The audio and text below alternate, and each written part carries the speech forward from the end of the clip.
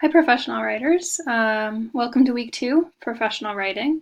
I probably by now have gotten your mission statements and your press releases, and I'm hoping to get them graded and get you feedback on how to revise them for the final portfolio within the next day or so. Okay, this week we're talking about emails and complaint letters, and drafts of those are due Thursday by midnight, so I can get you feedback for those. So, without further ado, let's talk about some of the reading. I'm going to review conciseness first, and then I'm going to review emails. I only have 15 minutes on this video, so we'll see what I can do. I might have to upload a second one. All right. Let's look at conciseness first. Okay, let's review some of the things that you should do to make your writing more concise. And this is especially important in emails when you don't have a lot of room and you want to convey your message quickly. All right.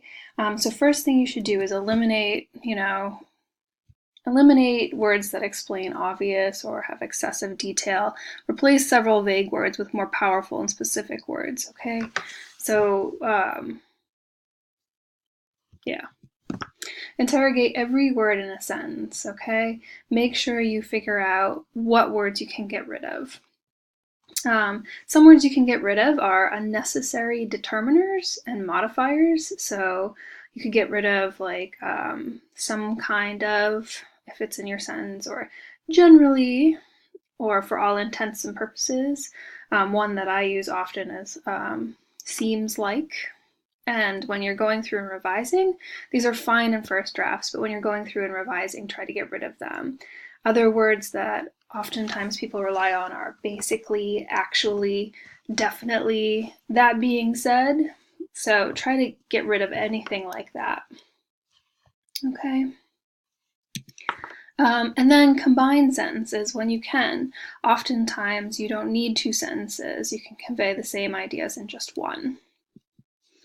Replace phrases with lots of words with single words or single adjectives. So an example of this would be like something like, it is an impossibility that we do X. You could just say it's impossible that we do X, okay? Change unnecessary that, who, and which clauses into phrases. So this is one example of this is, that being said, we can say this, or we know this. You can take out that whole that phrase, that being said, okay? All right. Eliminate words that explain obvious or have excessive detail. So maybe words like oftentimes.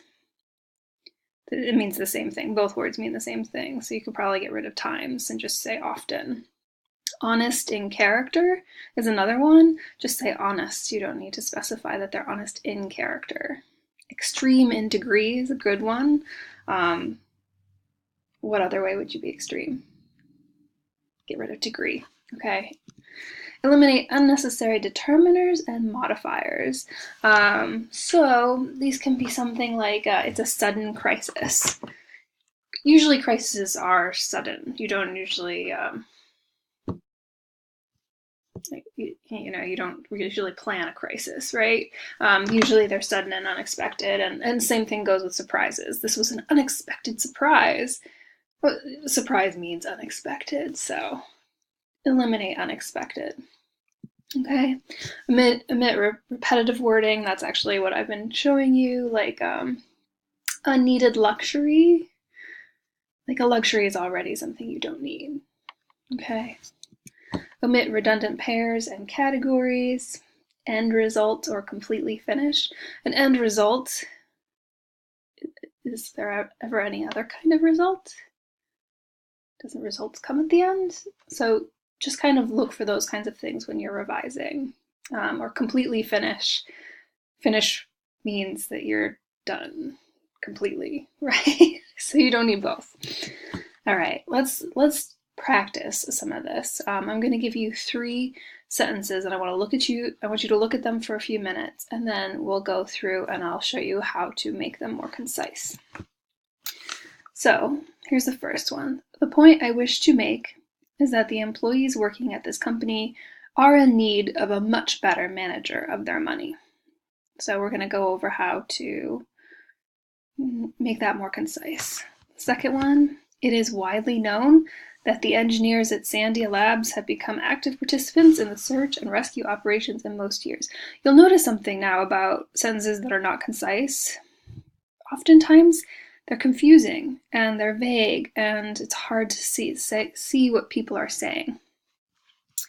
Last one, after receiving the results of your previous research, and in light of the relevant information found within the context of the study, there is ample evidence for making important, significant changes to our operating procedures. You can probably already start to figure out ways that you could make these sentences more concise, but let's go over it. So this will be, all right. Okay, so right now, this first sentence, the point I wish to make is that employees working at this company are in need of a much better manager of their money. That's 26 words, and we're going to try to get it much, much less. So the point I wish to make is that is an unnecessary that phrase. Do you need to say that, or because you're writing it in an email, is that already obvious? I think it is. So how about we just start off with the employees working at this company. Working at this company. Do you need all of that? Maybe we can make it more concise. How about the company's employees? Does that make sense? The company's employees are in need of, and even Word thinks this is terrible. Company's employees need a much better manager of their money. Okay. Do you need a much better manager, or do you need just a better? Okay. And then manager of their money. How about we say, get rid of those two little words. The company's employees need a better money manager. And if you look at this, instead of 26 words, we'll look and see. It is only 8.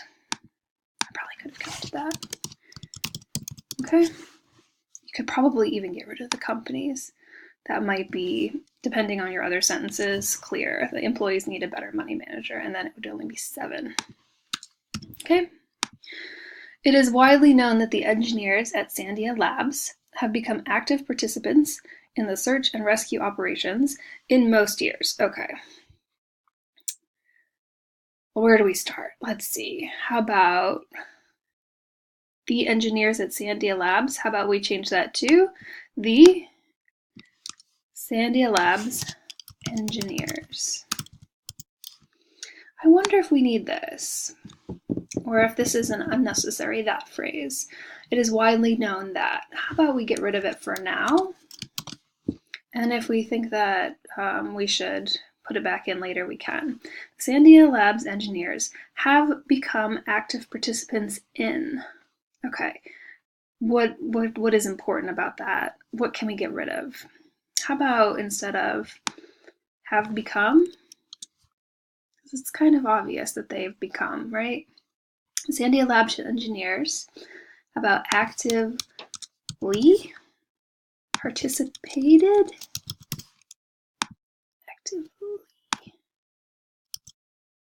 Participated in the search and rescue operations in most years. How about we say the Sandia Labs engineers often, instead of in most years, often, how about we get rid of actively?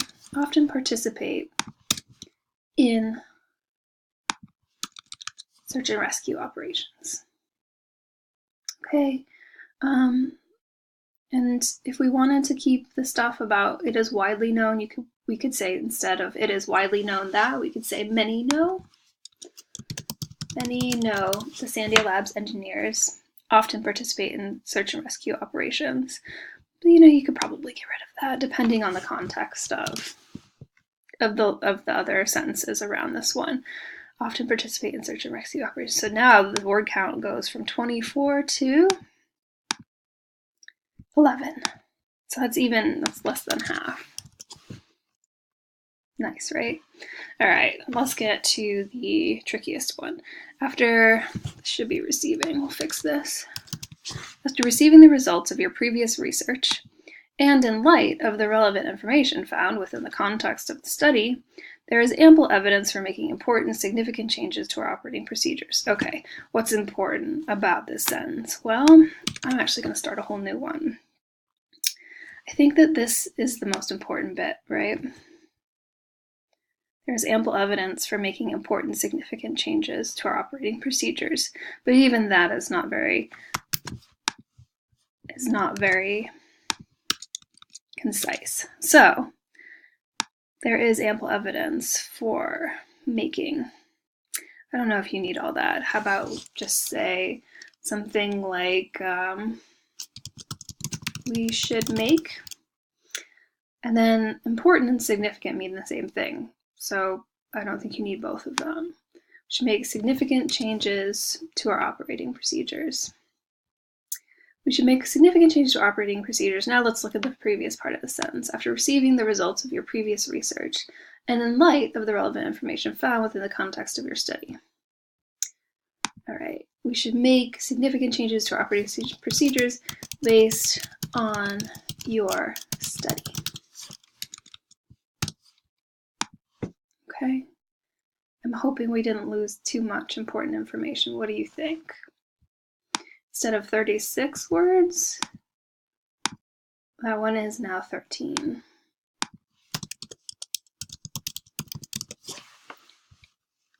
You could also do something like